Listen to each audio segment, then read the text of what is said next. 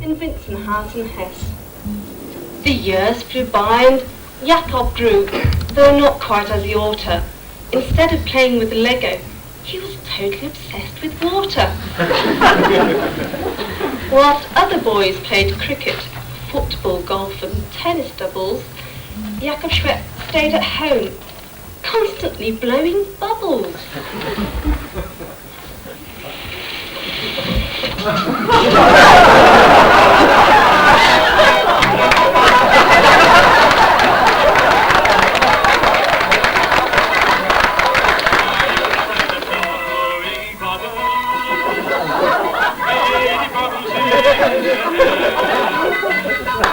They all ask why, is it 'cause I'm shy? I don't even support West Ham, I just seem to like them, maybe because they're round. I like blowing them through water, 'cause it makes a funny sound.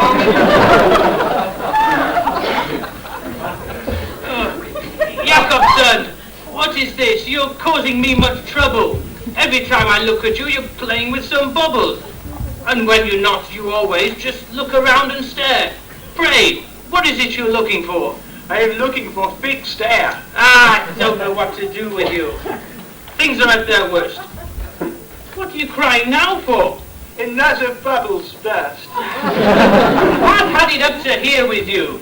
You really are a stinker. I'm sending you out into the big wide world with Uncle Fred the tinker.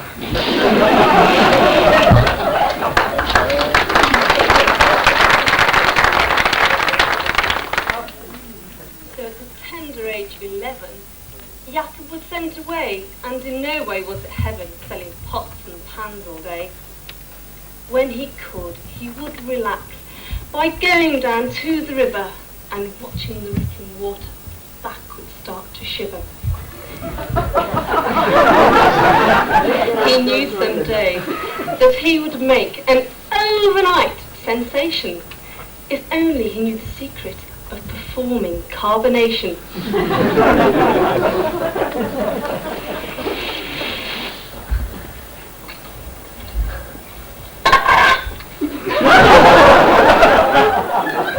Taken him in, taught him well, done everything I could.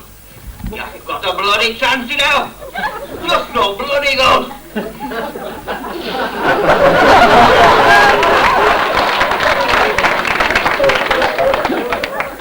Now, Jacob, I've had enough. Enough of this tomfoolery. I'm taking you out of tinkering and putting you into jewellery. But Dad, please don't be cross with me. I'm really not that reckless.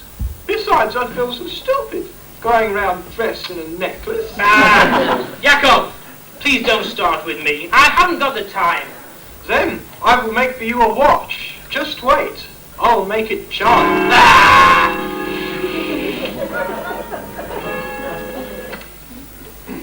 In order for him to prove himself to his disillusioned dad, Jacob Schweppe worked really hard and wasn't at all bad.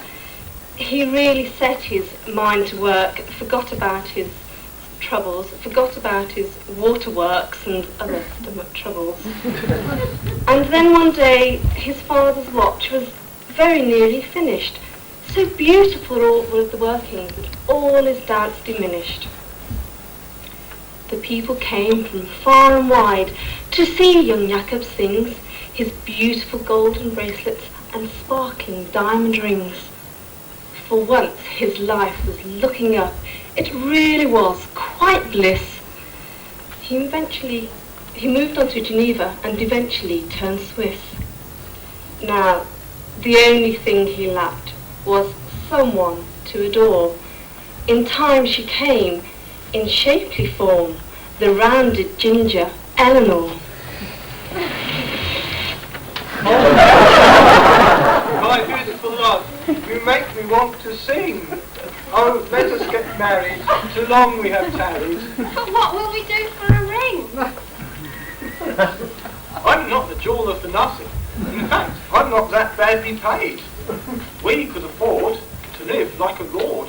with a cook, a butler, and maid. A house with a garden, a music room, prettily painted, not drab. A workroom, a library with plenty of books. A well-equipped, up-to-date lab. A well-equipped... What?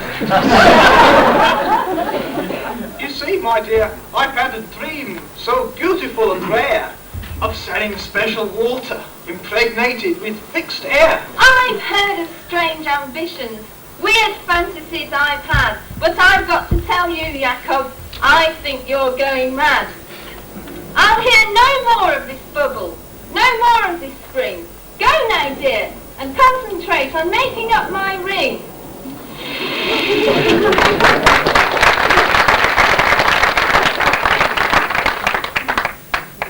On October 4th, 1767, the two of them were wed. Though Jacob dreamed of water, nothing more was said. The seasons turned, months into years. Jacob went on believing, whilst Eleanor ran the house and sewed in between conceiving. Of children they had 9 in all, though sadly 8 had died. Colette, a little ginger girl, was the only one survived. For Eleanor and Jacob, their lives were pretty set. He played with his water, she brought up Colette. By the early 1780s, through working harder than he could, Jacob reached the stage at which his waters were quite good. Eleanor, come quick, taste this. What do you propose? Drink it, tell me what you think. It really hurts my nose. Oh, take it to the hospitals. Go, get my rat, dear, quick. But Jacob, dear, the people there already are quite sick.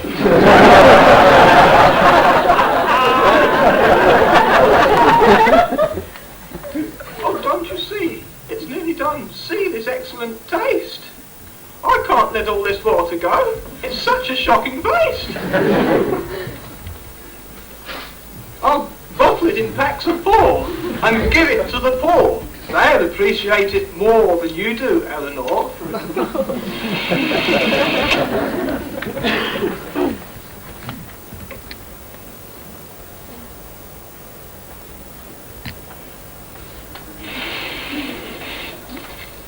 Bolton, come here quick! I'm under the instruction. I'm sure you will all benefit from this next introduction. Mr. Schweppe is here to make the following motion.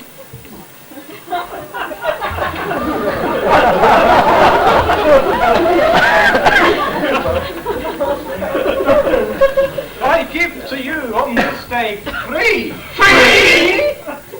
my mineral spring-like potion.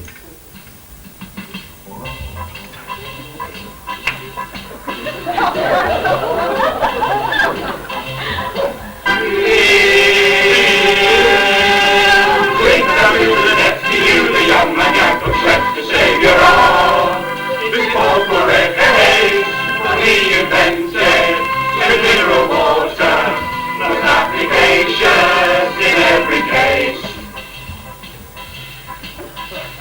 To drink them was rather thin them, and the run so far.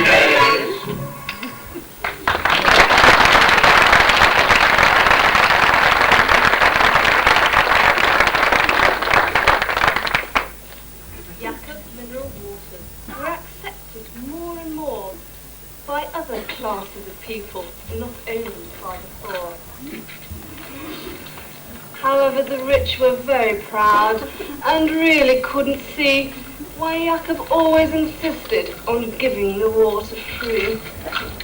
So a group of well-known millionaires went to the hospital to see if Jacob would accept from them a nominal token fee.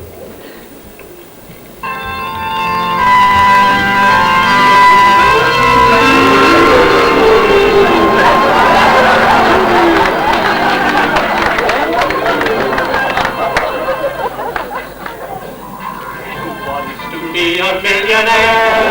We do. You're a debonair. We do. To have an office all of his own, so no one can hear when you're on the phone. To drive a company car. We do. Perhaps or Jaguar. We do. Then go and take exceptional steps. Please tell us, go get a job at Schweppes.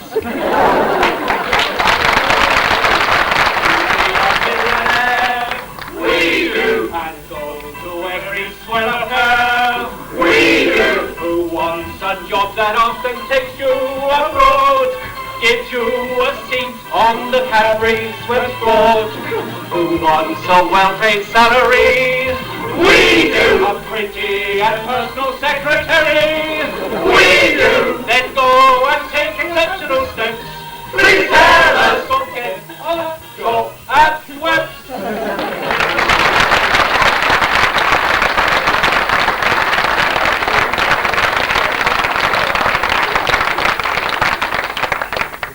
We are the witch, and so we'll have our say.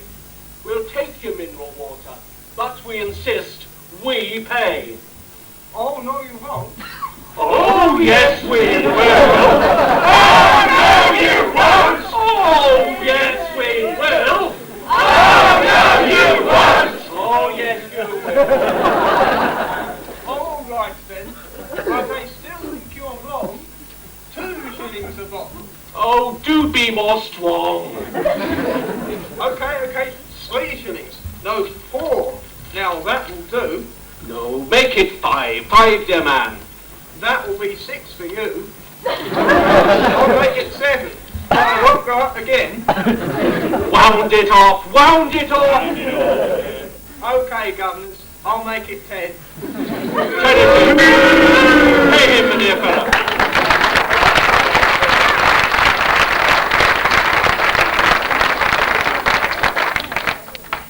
The taking of the waters had spread throughout the land. Jacob now had new ideas, but soon he would expand. His plans were somewhat jolted when he had to take a break because the family worries were just too much to take. Now, Jacob had a friend, a Frenchman, Louis Claude, a musical man, so honest and kind, both respected and adored. They trusted him, they took him in. He was asked by Eleanor to teach her daughter music. He taught her something more. Come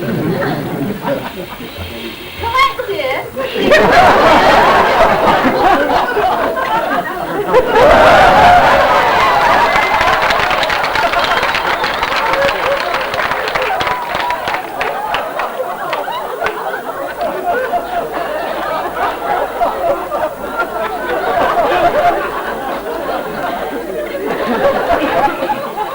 I'd like to introduce to you a Frenchman, Jean-Claude Eloise.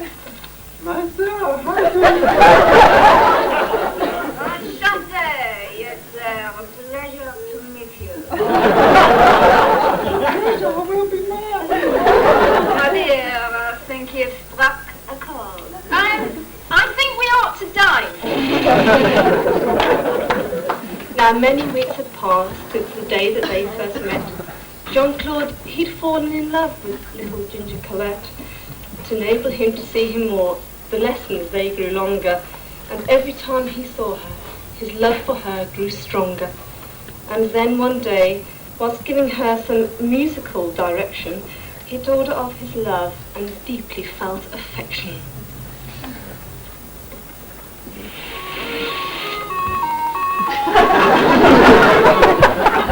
Les mères de noces See. See. Lucy likes the color of your eyes. The ocean stretching far and wide over lads blue cloudless skies. No, that's B. B. Like the honeybee I heard, flapping his little wings. And a very lovely bird. Play G for me. But please, don't G me on. Whatever would I do without you, if ever you were gone? Play F like... Look, for goodness sake, there's so much I can take.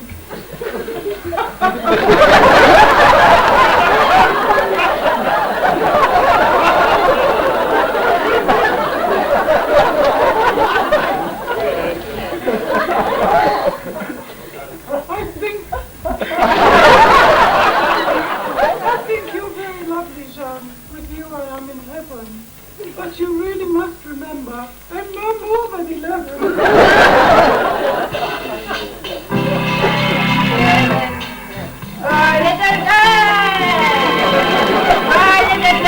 Get bigger every day. I love you, sweet ginger pearl. Take up for me in such a sunny way. The light is like your G-string is appealing. When I hear it, my blood rushes to the ceiling. Together, my little bird, my lovely sweet color, so beautiful now to love you. Without them, what would poor young Lord do? Oh, Colette, Colette, my little monkey, my love. Listen, you'll never leave me. Be good to me. Be kind. I will go now to your parents and ask them for your hand. They will both approve, I'm sure. The wedding will be grand. Oh, Jean-Claude, how exciting. What to do? But there's something I must ask. What's that? Can my Teddy and Dolly come too? Ah, Jacob, I'm glad I caught you. Jean-Claude, friend, how are you? I'm well. And Colette's lessons? Yes, she's had a few. Actually, about your daughter, I found her rather nice. Oh, good. No, it's more than that. Well, do be more precise. You see, that town is just not enough to have her at my side. I want to have her nice as well. I want her for my bride. The girl is only 12 years old. You really must be mad. Let alone her daughter. You could have been her dad. Eleanor, Colette, come here. I've got something to say. Jean-Claude is going now. He's leaving us today. He wanted to marry our daughter. Colette, dear, is this true? Yes, Mama, he's rather sweet. I like him, why don't you? He really is quite talented. One of the sweet top singers. He's very good at playing things and marvellous with his fingers. Enough! I've heard enough. The little girl is mine. Well, can't you wait a little while, like 5 or 6 years' time? But that'll be the oldest bride anyone's ever seen. I think I'll be near 18. That's it. The subject's finished. I've really heard enough. I'm not listening to any more of this marriage nonsense stuff. Colette, you'll have to wait until I say you can bed. Good night to you, my darling. It's time you were in bed.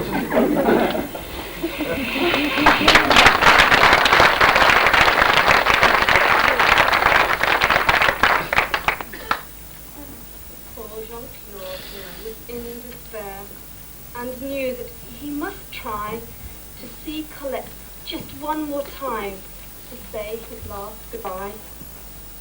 And when the house was dark and quiet, stealthily he crept into the little bedroom where his pretty sweetheart slept.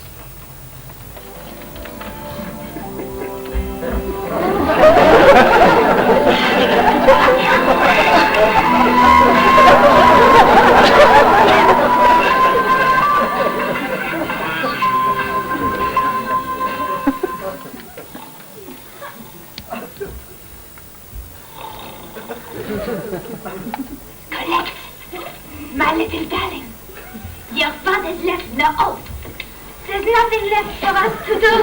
Yes, lady. You won't. I'll put the things up now. I've got my bags and books and things. They're Dolly and my Teddy. We'll go now to Paris. We'll do a little touring. You'll have to stay in a convent. Oh, Christ, will that be boring?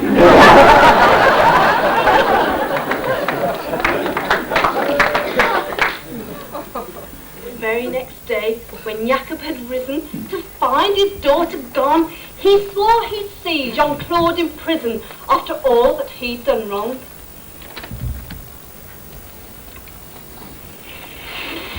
I'll kill the swine. I'll punch his nose. Dress warm, you'll get a cough. If he so much as touched Colette, I'll cut his bottsicks off.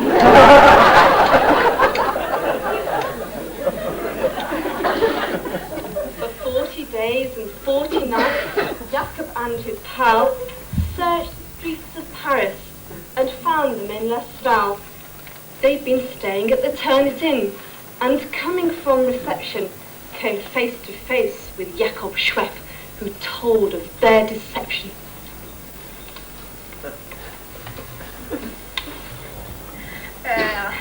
Mon ami cher Jacob, Colette is well, you see. We always stayed in separate rooms. Be sure you can trust me. Come here, Colette. You're safe with me. It's time that we were gone. We're going back to Mama. She's waiting in her bron. Colette, my dear, je t'aime, I really do love you. Goodbye, Colette dear, think of me. Adieu, Colette, adieu.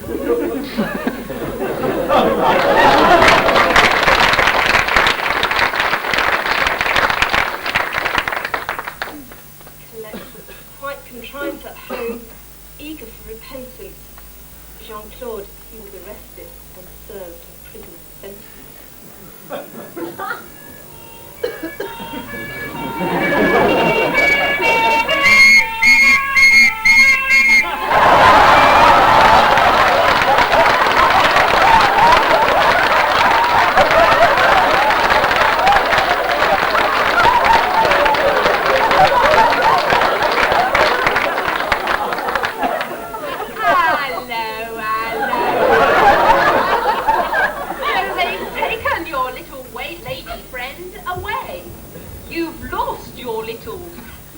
By the side, I see you with a girl or two. Oh, ho, ho, I am surprised at you.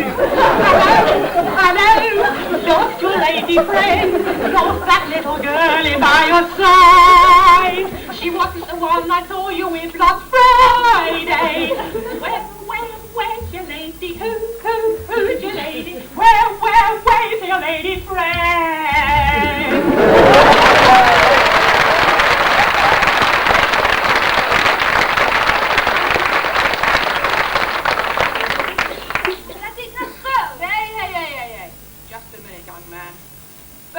I have to warn you that anything what you say may be taken down and used in evidence against you. Take a chance. What shall I do?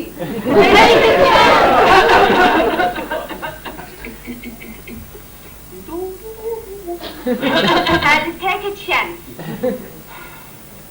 Mocking you. Netherlands. Chance. Go to jail. Move directly to jail.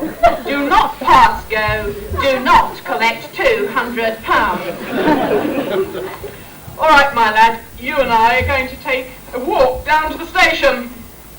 A walk? First minibus doesn't leave until 4:50.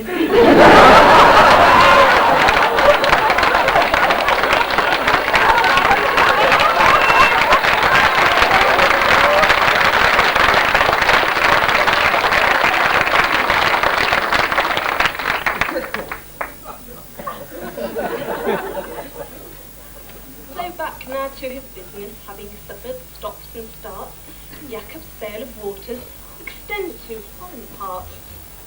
In April 1790, a good year I recall, Jacob went into partnership with Jack and Nicholas Paul. Joined later by McGoss, a man of reputation, though none revealed the secret of performing carbonation. The partnership Schweppe-Paul-McGoss was heard by many years to be agreed, signed, sealed to last for the period of 9 years. Expansion into England certainly took some beating. To finalise their long-term plans, they had a business meeting. Now listen here, the three of you. England's a lengthy stop, and I cannot afford the time to leave my chemist shop. I, Jacques Paul, I'm too old now. I've got an awful cough. I might arrive in England and then suddenly pop off. I'm only 27 and would go if I really could, but I've found in so many countries I wouldn't be much good. Okay, I get the message. I'll go. I'll take the shot. It's really nice there in the spring. Yes, sure. Well, thanks a lot. The best way for you to travel is obviously by sea, but remember we must adhere to strict Schweppes economy.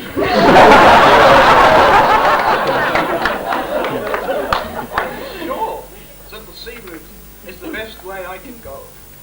We can't afford no big ships. I'm afraid you'll have to row. Let's set Schweppes policies now. This is the time to talk. Never go by train or coach if the man concerned can walk.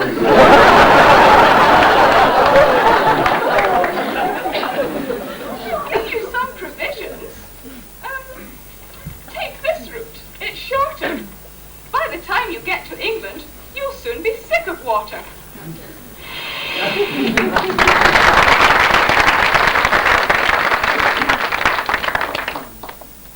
After many months of trying, he wrote that business was slack. The time was wrong. It cost too much. He really should come back.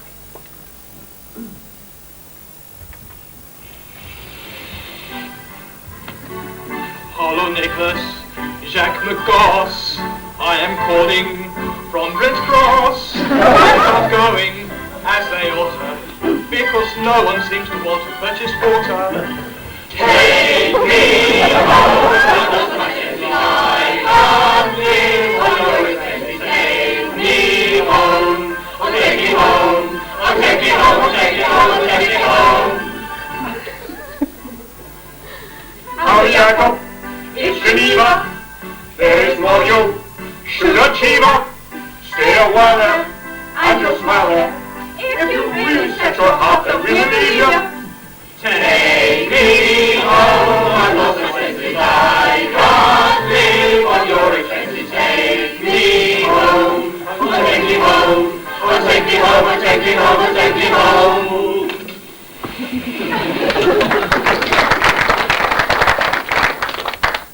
The constant toing and froing made the partnership start to shake. There was nothing left for it to do, and it did eventually break. In 1793, they finally had to decide. Paul and McGoss kept the Swiss business, Jacob Schweppe the English side. After 6 more years in England, Jacob Schweppe, he did retire, left London for Geneva, the place he long desired. 3 Jerseymen took over, most of the English side. In November 1821, Jacob sadly died.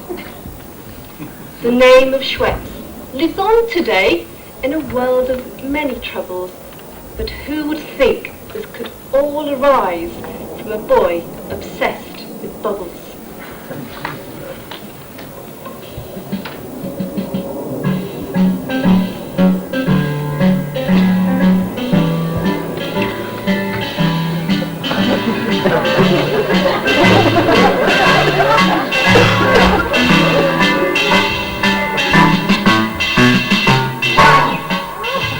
Singular sensation, made 200 years ago.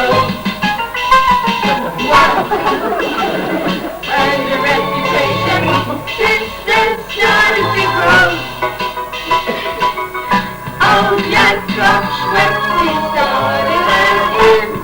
dust free. Up to 100 years take his own internash.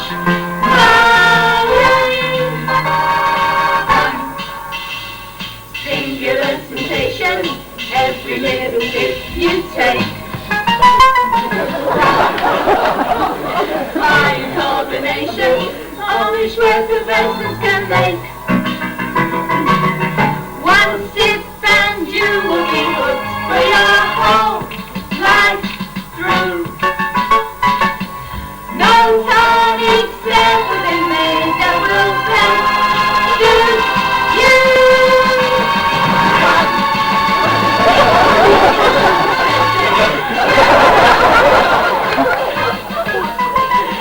Let no other tonic make will do. Ooh, we really have to make it. No one else can populate it.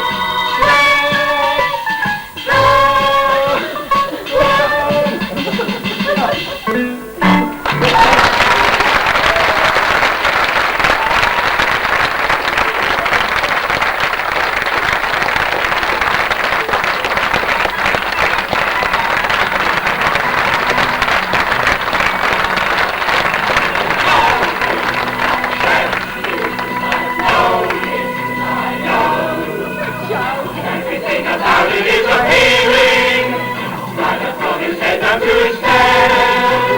Nothing like that old familiar feeling when you are stealing that extra cell. There's no people like Schweppes, people they smile when they are low. Every day they come to work a really thing. Today they make up that special drink, the one that don't come out the market's missing link. The one that will just go, and that's the end of the show.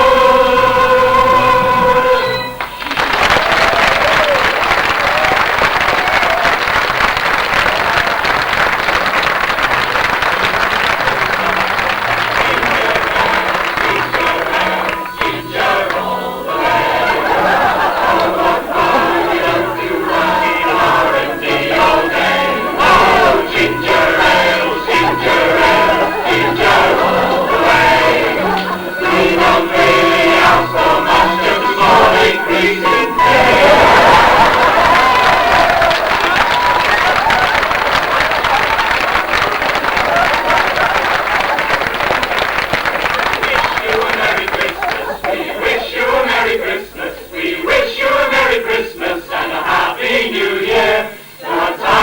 We bring to you and your king. We wish you a Merry Christmas and a Happy New Year.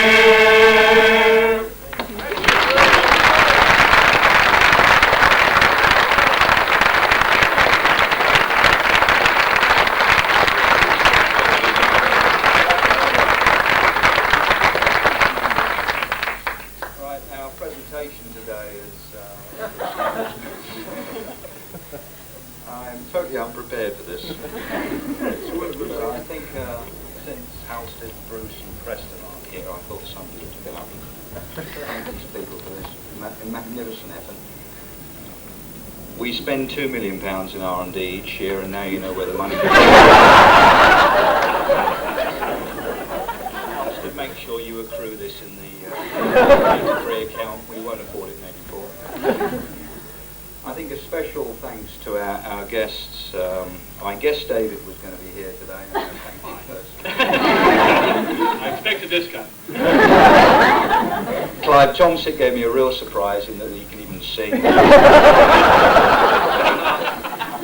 And it was nice to see the Gestapo here as well.